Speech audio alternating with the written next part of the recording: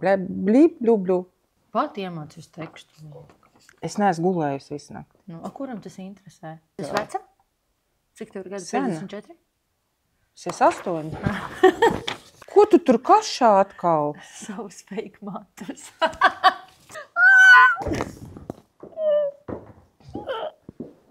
Mani sauc Laura Sauliete, esmu astrologs un astropsiholoģi jau 10 gadus. Un mani sauc Elīna Gluzunova, esmu dziedātāja un digitālā satura veidotāja. Un šodien es šeit kopā ar Lauru esmu, lai parunātu par tādu tēmu kā veiksme. Saki man lūdzu, kā var redzēt šo te rādītāju un kā tas atspoguļojas cilvēka kartē? Veiksme tā ir planēta, kas ir katra cilvēka kartē, jebkuram cilvēkam. Un veiksmes planēta atspoguļo, kāda ir tava labā karma. Šis rādītājs atbild tikai par labo karmu vai ir kaut kas vēl papildus, ko vajadzētu zināt? Zem labās karmas ir, tas ir tādos lielos vilcienos, pareizāk sakot, ja, bet šis rādītājs atbild par bērniem, par bērnu ieņemšanu, cik veiksmīgs tas process un kāda grūtniecība, kādas dzemdības, par vīru, nevis par vīrieti, kurš tev pievelk fiziski, bet par vīru, par vīrieti, par ilgtermiņa partneri. Kāda veselas radinieki? Ar kuru tev ir harmoniski? Ar kuru tev ir harmoniski? Tad atbild par tavu izglītību, par to, cik tavi bērni labi mācīsies un kādas tev būs attiecības ar bērniem. Vai viņas būs harmoniskas vai sliktas, kā arī par pārticību, par labklājību, arī par reliģiju, par veselību arī, jā. Sanāk, ka tas ietver ļoti daudz un dažādas tēmas, bet ir diezgan plašas un tādas vitāli svarīgas. Jā, šis rādītājs ir ļoti svarīgs, tāpēc mēs sākām ar to labā karma. Tas ir ietver visu to nosaukto, ietver zem tā labā karma. Un, ja, piemēram, cilvēks jaunības gados ko par šo nav zinājis, vai, piemēram, pēc 30 gadu vecuma ir vērts kaut ko darīt lietas labā un kaut kā kustināt šos te rādītājus, vai vispār var izkustināt, vai kaut ko var mainīt? Tas pat ir nepieciešams, vitāli nepieciešams, jo vakardien man bija tāda interesanta konsultācija, kur cilvēks 40+ pajautāja, vai ir vērts ko darīt. Uz ko es atbildēju, ka tieši ir vitāli nepieciešams, jo kaut arī tev kartē šis rādītājs ir ideālā stāvoklī. Ja cilvēkam šis rādītājs ir ideālā stāvoklī, viņš bieži vien viņu dzīves laikā pasliktina tikai tāpēc, ka viņam vienmēr ir veicies. Un viņš ir vairāk paļāvies nevis uz saviem spēkiem un pūlēm, bet uz to veiksmi. Jo šo rādītāju var pasliktināt ar attiecīgām darbībām. Tātad sanāk, ka tie cilvēki, kuriem principā visi iet no rokas, viņi var visu pagriezt pretēji, ja viņi tam nepievērš tādu īpašu vērtību. Tieši tā, un tāpēc vai viņš tev ir sliktā pozīcijā kartē vai labā, viņu viennozīmīgi ir nepieciešams uzlabot, jo ātrāk, jo labāk, jo pēc astroloģijas principiem, pēc 36 gadiem, mēs jau dzīvojam, kā saka, ko iesēji, to nopļāvi. Jo tu esi iztērējis arī kaut vai tev šis rādītājs ir labs, tu jau esi to labo karmu iztērējis. Tā ir arī atbilde, kāpēc bieži vien pēc 36, kas ir apstiprinājies no klienta vārdiem, no paziņu vārdiem, kad mēs par to runājam, kad dzīve sāk sabrukt un tev sāk neiet un visādas ķibeles, gan veselības problēmas, gan ģimenē šķiršanās, gan karjerā, gan tā ir arī atbilde, ka tu esi iztērējis. Šīs problēmas principā arī ir tas, kā izpaužās šis te veiksmes rādītājs.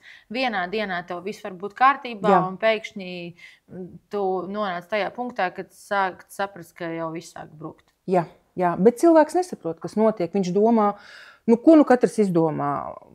Noburts, noskausts, melnā strīpa, vīrs vainīgs, sieva vainīga, darba devējs vainīgs. Vainīgi tikai ne tu pats. Jā, tieši tā. Un tāpēc arī saka 40-gadnieka krīze, tāda krīze.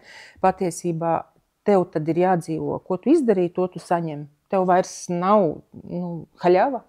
Kā vēl saka, tautā. Jā. Viss ir Nekas beidzies. nenotiek tāpat vien, jā. Es zinu to, ka tev nesen tieši par šo tēmu tika izdota lekcija. Saki, kā tev gāja, kā cilvēki atsaucās uz šīm te lekcijām, kādi ir tie lielākie ieguvumi, kāpēc cilvēkiem iesaki noskatīties šo te lekciju? Šajās lekcijās tieši es stāstu sīkās niansēs, kā uzlabot kopumā visiem, ko vajadzētu darīt. Un tad, izanalizējot katra dalībnieka datus, es viņiem nosūtu tieši, kur viņiem jāpievērš uzmanība konkrēti par viņiem. Tātad katram tu vēl veic personalizētu pieeju? Jā.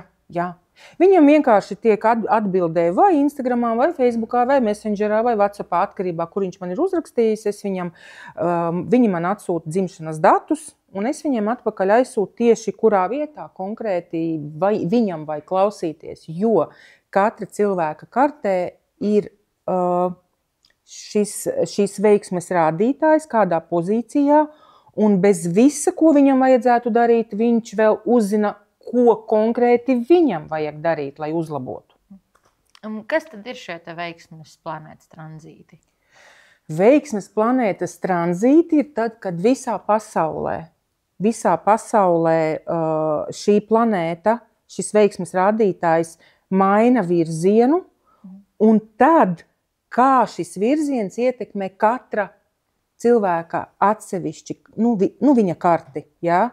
Kā lai tev pasaka, piemēram, mainās tagad 15. maijā, šogad mainās šis virziens. Ja man veicās, kā piemērs tikai, ja man veicās komunikācijas sfērā, ceļojumu sfērā, uzņemot jaunus kontaktus, kuri man dzīvē noderēs, tad pēc tam man var mainīties citās sfērās. Sfēras ir kopā 4, kuras mainās. Katra cilvēka dzīvē vienreiz gadā. Kur tā veiksme tieši konkrēti ir tev? Tie ir tie tranzīti, ko var noteikt, kā saka, veiksme ir jāķer aiz astes, kā bija tā anekdote, kad nabaks lūdz Dievam vinēt loterijā, un Dievs viņam nāk. Ko viņš atbildēja? Biļeti nopērts taču vienreiz. Viņš lūdz, lai vinētu loterijā, bet biļeti nav nopirkt. Cer uz brīnumu. Un šeit arī ir jāķer aiz astes attiecīgajā sfērā. Tā var būt auto iegādē, nekustamais īpašums. Piemēram, ieiet tādā sfērā, kas atbild par nekustamo īpašumu, par zemi, par dzīvokli, par auto, par ģimeni. Un tad tajā sfērā, tieši tajā laikā vajag pirkt dzīvokli vai ņemt kredītu, ja ir cita norāde, kad drīkst ņemt kredītu. Tad tev veicās, kā saka, iet no rokas, ko tu darītu tajā sfērā. Vai šim te tranzītam ir arī konkrēts kaut kāds darbības ilgums? Gads. Tieši gads no 15. māja līdz nākamā gada 14. maijam, Tur tā viena diena. Vai tu par šiem te tranzītiem arī stāstīsi sīkāk? Taps tuvākajā laikā. Es domāju, kad māja sākumā noteikti taps lekcija, Arī uz tādu pašu principu, kad man iesūta cilvēks datus, un es viņam atbildu, kur tieši konkrēti vajadzētu klausīties un pievērst uzmanību. Un kā šīs te lekcijas notiks? Tās būs online vai klātien? Online, protams, online, jo tagad ir tāds laikmets, ka tomēr online, jo tu jau vari klausīties austiņā. Cilvēks aizņēmis nav obligāti jāskatās uz manu face. Var klausīties, tāpēc tas ir ļoti, ļoti, ļoti ērti tagad šajā aizņemtajā laikmetā. Es esmu dzirdējusi, ka ir astrologi, kuri šīs te prognozes un kartes veido ar speciālas programmas palīdzību. Kā ir ar tavām lekcijām? Kurš veido šīs te visas atbildes? Tu to visu dari viena, vai tev ir kāds palīgs, vai kā tas viss notiek?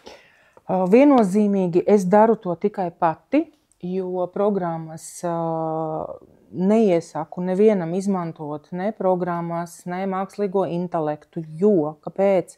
Jo karte ir jāsistematizē kopā. Jo, piemēram, viens rādītājs, tu paskaties tur internetā vai pajautā mākslīgam intelektam, viņš tev atbild tikai to vienu.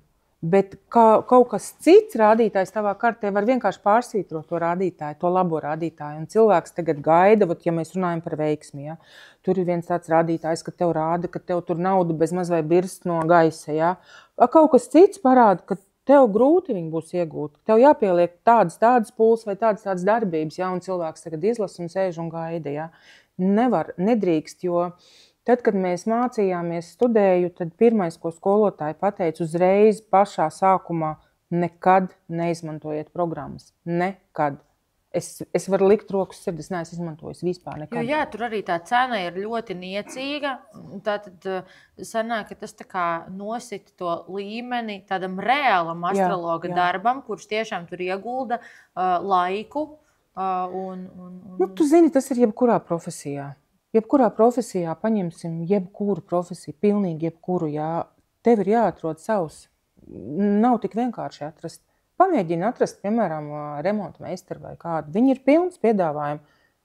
Taču šeit ir identiski tas pats, jo astroloģijai ir jābūt sirdslietai.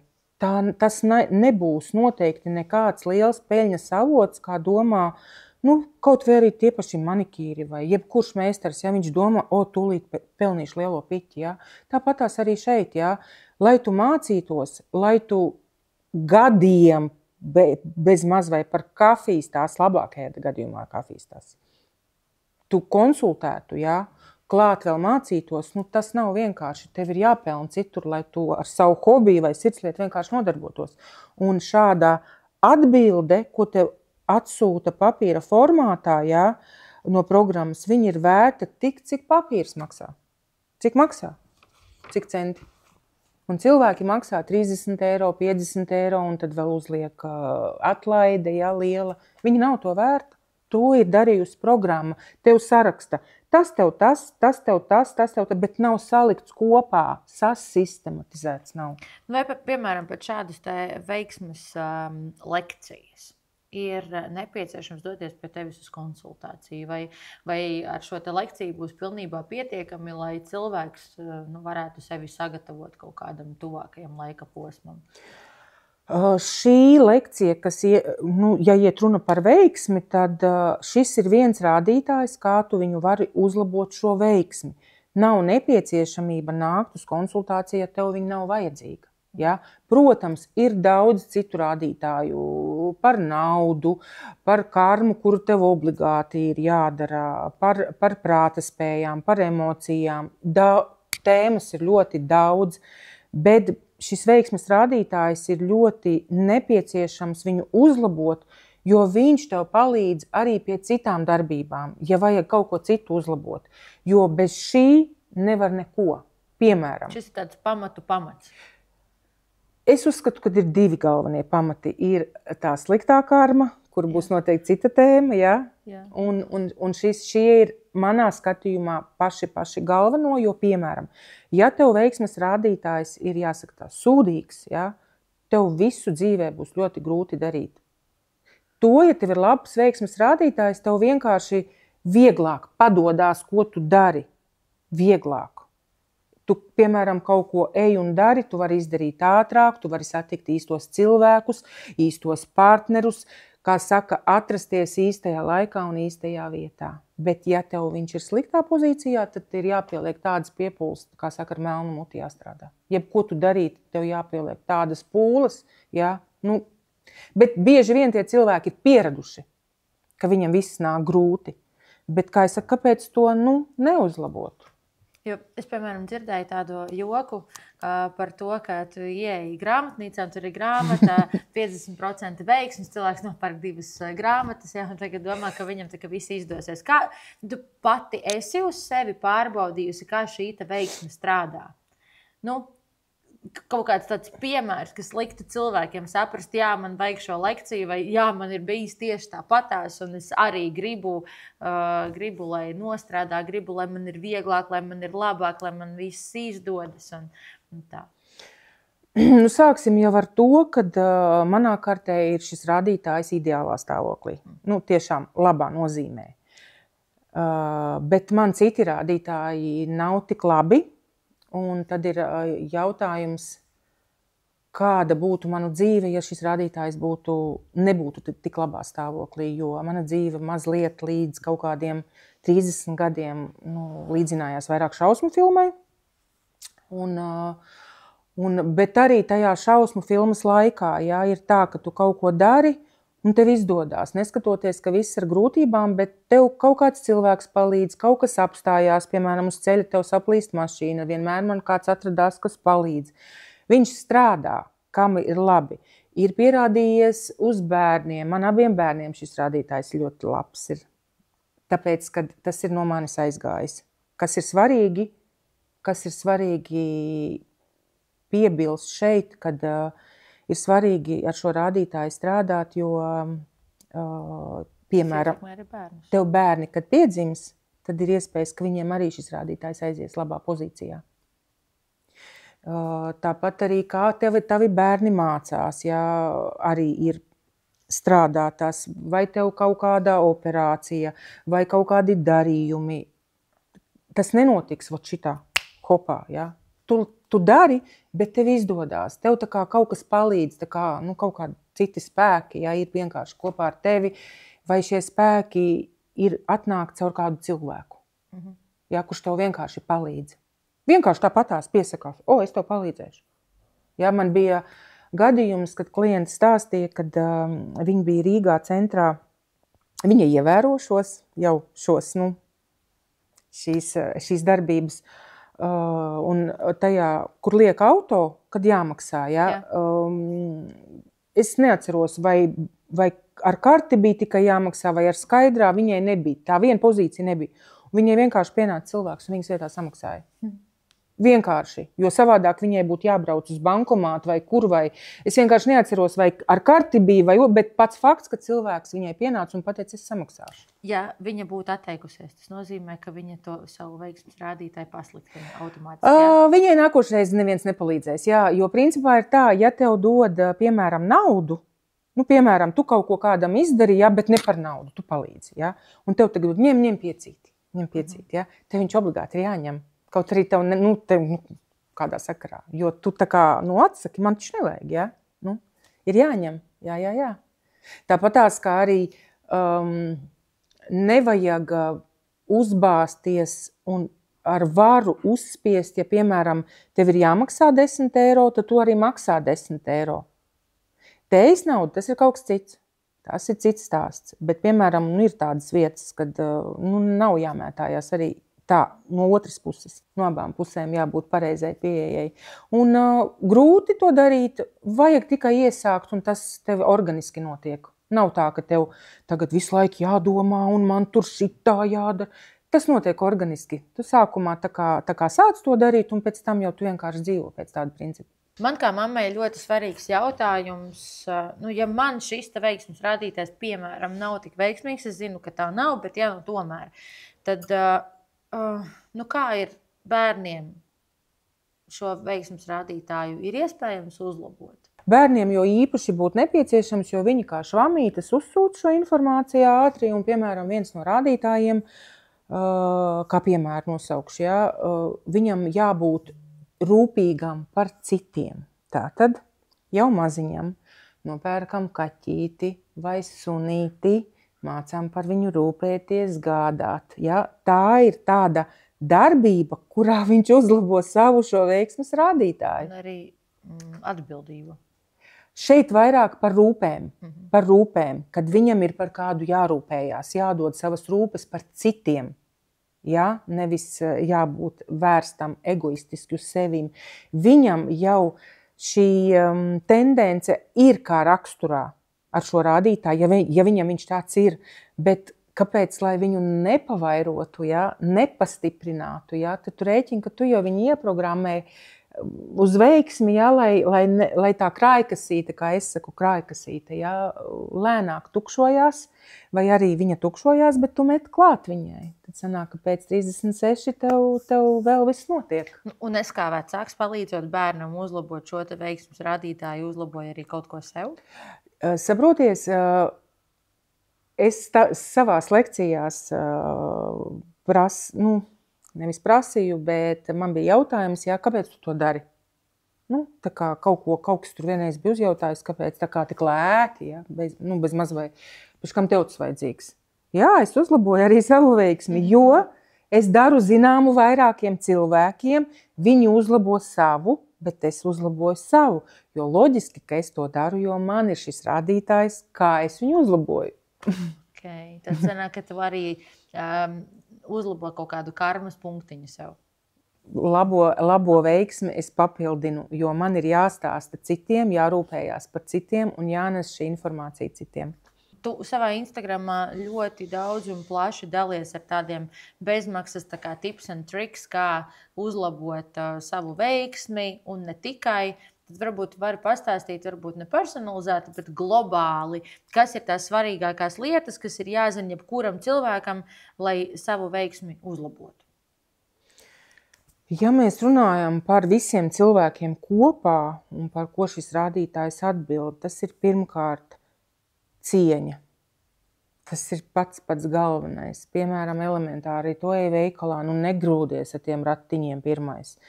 Palaidi to cilvēku, kurš tur traki steidzās. Tu iegūsi to mazo laimes monētiņu savā krājkasītē. Un ir tā reizē, mēs jau arī esam tikai dzīvs cilvēks, ja kādreiz tu steidzies un tev jau laiks jau iet, un tu grūdi, un tā domā, nē, gribu to laimes, kāpēc? Vai arī tad, kad tu tiešām steidzies, tevi kāds palaidīs? Vai otrādi pārbauda tevi, vai tu pieturies pie tā? Ja? Un kāds tieši tev tur grūžās, un es tā, es atceros, jā, cieņa, un es tā palaižu, lūdzu, tā vēl tā, lūdzu, tā kā vēl pompozi, lūdzu, jā, vai atver durvis, neskatoties vīrietis vai sievieti, ja? Cienīt vienam otru, sveicināties, redziet, šajā laikā tas viss ir pazudis bieži vien, tas ir pazudis, to ar kaimiņiem vairs nesveicinies, ja? Un tad mēs brīnamies, ka tā, dzīvē iet vai neiet. Tie mazie pilieniņi, ko tu ikdienā piekrāji. Cienīt skolotājus, tieši skolotājus, padomdevējus, tajā skaitā arī ir astrologi, jebkurš cilvēks, kas tev dod kaut kādus padomus, zināšanas, lai tu uzlabotu savu dzīvi. Ja? Veiksmes planēta atbild par ceturtdienu. Šodien ir kāda diena? Ceturtdiena. Jā. Tātad nedrīkst ēst gaļu? Nedrīkst. Nevajadzētu. Nē, zini kā ir, tas nav jautājums gaļā. Tas ir, tu atsakies ceturtdienās kaut vai no kafiju, ja tev ir atkarība no kafijas. Ja tu esi smēķētājs, atturies no smēķēšanas. Dari to, ko tev ir grūti. Ja tu esi darbaholiķis, tad nestrādā tajā dienā. Jā, arī var. To, ko tev ir grūti izdarīt. Ja tas sanāk tā kā... Ar piepūli. Jā, tu tā kā paklanies tai veiksmes planētai. Jā, tā kā, un tad arī tu iegūsti tad tos. Katru ceturtdienu darīt kaut ko, no kā tev ir grūti pateikties. Jā. Un kas ir ar tām sestdienām?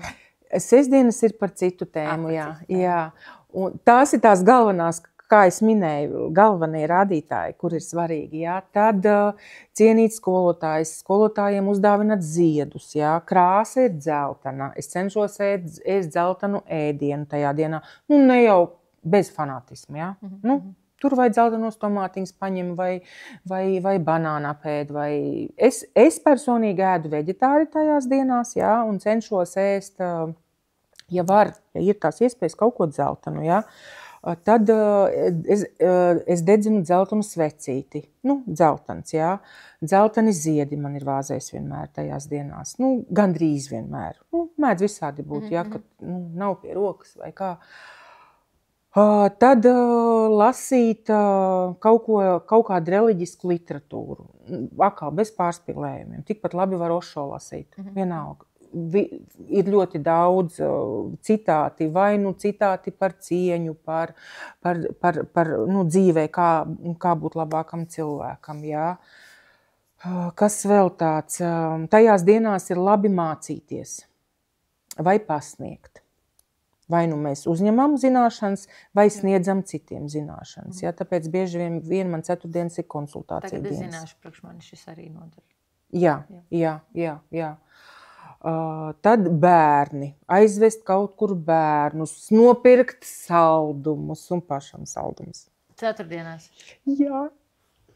Šī planēta īstenībā atbild par saldumiem. Un tas nozīmē arī par aptaukošanos. Jā.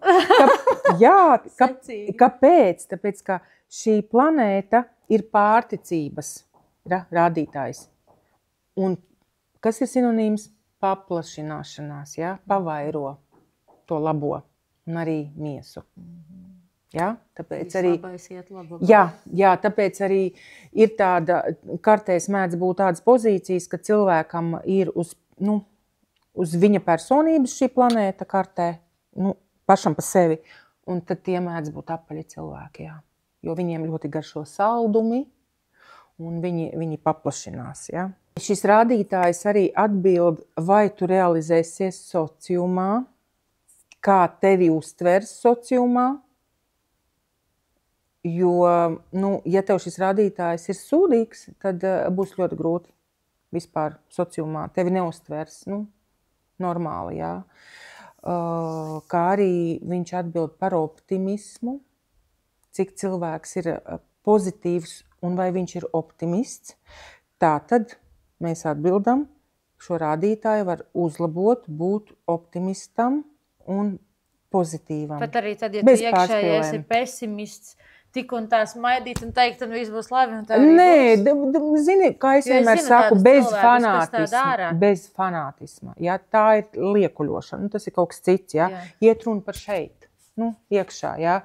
Jo, piemēram, tiem, kam šis rādītājs ir ļoti slikts, tie ir tie kritiķi. Vienmēr viss viņiem ir slikti. Visi citi vainīgi. Laiks ne tāds, tas ne tāds, divāns ne tāds. Tie ir tie, kam viss nepatīk. Ja? Un jābūt ļoti uzmanīgam ar to pozitīvismu, kam šis rādītājs ir arī labs, lai nav tā, ka viņš tās rozā brilles pa daudz uzvelk, jo viņam liekas, viņš jau labs, ja? Viņš jau tā negribēja. Ja? Tāpēc, kā vienmēr tas zelta vidusceļš, viņš nav vienkārši. Tās metodas ir ļoti daudz, ko es gribu vienmēr likt kā akcentu, laikam man pašai tas ir svarīgi, tāpēc es ļoti cienu skolotājus. Jo es atceros, es skolā ļoti labi mācījos, šie cilvēki labi mācās, kam ir labs rādītājs, jā, bet man uzvedībā bija 2. Jā, man bija 2, es biju tāds huligāns. Cik labi, ka vairs tagad neliek atzīmes par uzvedību. Jā, man bija 2 vienmēr, jā. Bet man arī nekad negribējās, lai man ir tas teicamnieka tituls. Vai ir balans? Man bija vispār vienalga. Man tas vispār, jo, kā es mācījos, par cik man uzvārds sākās ar es mācījos, kamēr pārējos sauc. Ātri tā tik, jā. Bet skolotāji mani pacieta, jo man to neviens nemācīja. Bet šis rādītājs to dod. Labdien, lūdzu, paldies, skolotāja, jā, es sapratu. Jā, un viņi man tāpēc, neskatoties, ka es traucēju stundas, neuzvedos saukājos, jā, es labi mācījos un vajag cienīt skolotājus. Jo viņi ir šīs veiksmes rādītāja nesēji. Ja, bet, protams, nerunāsim par izņēmumiem, kad skolotājs nav savā vietā. Jo skolotājiem arī jābūt, jo skolotājs ir kā zināšanu nesējs, devējs, autoritāte, ja, astroloģijā to saka guru, ja, jebkurš skolotājs vai jebkurš zināšanu padomdevējs, zināšanu devējs ir guru. Tas ir skolotājs, ja? Un viņus vajag jo īpaši cienīt. Pielūgsmes objekts. Īstenībā, jā. Mums tā cieņa ir pazudusi. mums tā cieņa ir pazudusi. Es atceros, kad es mācījos, tad tā cieņa bija pret skolotājiem tomēr vairāk. Jā, šobrīd jau man šķiet vairāk tiek kultivēts tas, man ir tiesības. Man ir tiesības un visiem bērniem tiesības, bet pienākumu nav. Un tad tajā brīdī arī izveidojās kaut kāda plaisa un tad nesveicinās un runā pretī un ir pārāk liela tā visatļautība, ka agrāk man tomēr arī šķiet, ka tad, kad es mācījos skolā, arī skolotāji tiešām bija tāds tu ej un paklonies. Jā, man likās tāda autoritāte. Jā, un uzrunāt skolotāju uz tu, tas notiek mūsdienās. Man vispār šķiet kaut kas tāds nesaprotams, jo es dzirdēju vispār arī no saviem bērniem, ka viņi uzrunā šādi savu audzinātāju jau pirmajās klasēs. Un tad es nonāku tādā pretrunā, es uzrunāju visus uz jūs, bet bērni runā tā kā ar čomu. Tā kā tas ir ļoti nepareizi.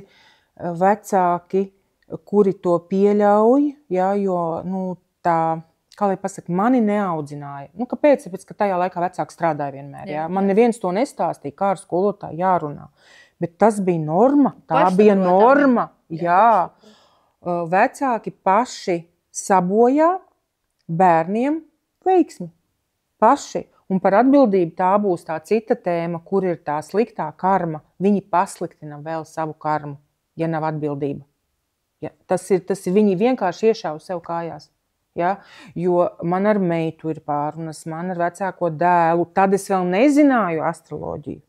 Bet pat cik man šis rādītājs ir, ka jāciena skolotāji. Tad, kad jau dēls mācījās vidusskolā, viņš arī labi mācījās un bija huligāns. Identiski, kā es teicu, rādītājs ir vienāds. Un tad jau es viņam stāstīju, nekad nerunā pretīm. Es saku, tā un šitā skolotāja ir jāciena, jo es arī meitiņai stāstu to pašu. Skolotājs ir autoritāte. Labdien, lūdzu, paldies, uz redzēšanos. Tu tikai iepildi to veiksmes krājkasītam bērnam ar elementārām darbībām. Ar elementārām, bet ja skolotājs... Es atceros, man vecākais dēls, kad mācījās vidusskolā, bija tāds zemākā klasē, bija tāds zēns, bet par to visi zināja. Viņš vienkārši varēja pasūtīt skolotāju, apsēsties uz pirmajā solā uz galda, pasūtīt, tiešā nozīmē tēvu izsauc uz skolu un viņš smējās. Viņš saka, normāli. Tie vecāki, viņi jau nolēma to bērnu vienkārši. Nerunāsim par vispārējo, kas pēc tam seko. Tāpēc vienkārši bērnam pat ir uzlabot to veiksmes karmu. Vienkārši. Pirmkārt, viņš labi mācīsies. Mēs šeit nerunājam par kaut kādu zubrīšanu vai kalšanu. Nē, viņam viegli padodās mācības. Viegla galva tas saucās. Tāpēc es teicu, es mācījos starpbrīžos un kā arī veselība, pārticība, labklājība, veselība. Tā planēta tev dod, piemēram, tas nenozīmē, ka tu nevari saslimt, tas nenozīmē, ka tev nav problēmas, bet viņas vieglāk atrisināt. Tev veicās atrast pareizo ārstu, kā es teicu, tev veicās kaut kāds pareizs padomdevējs, pareizs, īsts, kurš tev iedod risinājumu. Kas it kā ir tāda kaut kāds ikdienišķs sīkums, kas atvieglo tavu dzīvi. Jā. Tā kā tev arī paveicās ar mani. Tev ar mani. Bet pēdējais, ko es vēlos jautāt, cik ilgi vēl ir iespējams iegādāties vietu tavā lekcijā vai tavu lekciju un saņemt personalizētu tādu nelielu izklāstu noteikti? Vai šī lekcija būs mūžīga? Jā, es domāju, ka jā. Vienīgais tas, kad lekciju dalībniekiem par veiksmi ir speciāla cena uz lekciju par tranzītiem par veiksmi. Tātad, noklausoties lekciju par veiksmi, tu saņem īpašu atlaidi nākamajā lekcijā? Lielu atlaidi, tie 30 eiro. Ok, tātad klausieties, iegādājieties lekciju, noklausieties, pierakstiet, cik ilgi iespējams. 3 mēneši ir pieeja, tā kā laiks ir pietiekoši. Pieeja, un pēc tam jums ar 30 eiro atlaidi ir pieeja jau māja lekcijai. Jā, uz tranzītiem, jā. Jo pirmo lekciju jau ir lekcija veiksme, kur ir par personīgiem rādītājiem, ko visu dzīvi jāievēro. ir noklausījušies, manuprāt, vakardien bija 133. Tas ir tikai pieaugušie. Vēl tur ir vīri un bērni, jo uz vienu e-pastu iet uz vienu, jo tas ir Gmails nepieciešams, lai tiktu slēgtajā grupā YouTube, tāpēc tur pat ir ar ģimenēm pērk, tāpēc tie klausītāji daudz vairāk. Vienkārši tā ir viena pieeja, piemēram, man pērka vīram, 2 bērniem, cits 4 bērniem visiem. Ja? Bērniem ir cita cena, bērniem ir 12 eiro. Bet tā ir lieliska iespēja uzdāvināt citam cilvēkam, principā, veiksmi. Dāvinā man vakardien iegādājās tranzītā. Viņa saka, es nopirkšu draudzenēm, bet tu tikai viņām nesaki. Kā viņa saka, ja viņas pašas gribēs pirkt, tad kaut ko viņa saka, ko tu esi izdomāšu. Viņa saka, es jau nopirku, un tā kā dāvinās pārsteigumu.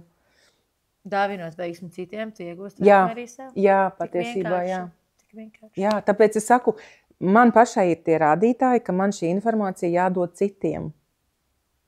Un jārūpējās par citiem, un tāpēc es pavairo savu. Tad uz šādas nots. Jā. Mēs varētu teikt visiem paldies. Paldies, ka klausījāties. Dodieties uz Lauras profilu, spiediet uz linka viņas profilā un iegādājieties lekciju arī sev un saviem mīļajiem. Paldies! Paldies! Līdz nākošreizei!